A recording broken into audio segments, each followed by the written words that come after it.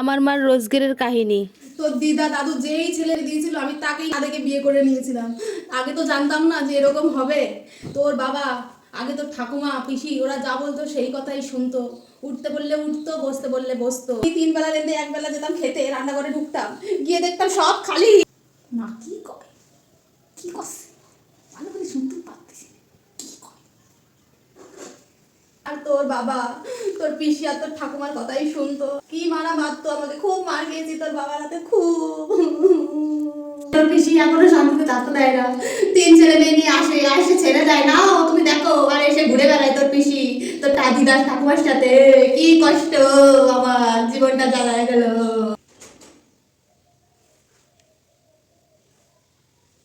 A few moments later. বৌদি বৌদি কেমন আছো? ভালো আছো তো? খুব ভালো। ওরে বাবা, আমার জন্য মাছ রান্না দিছো তো? সব আছে। ঠিক আছে, আমি কিন্তু 6 মাস থাক। ঠিক আছে না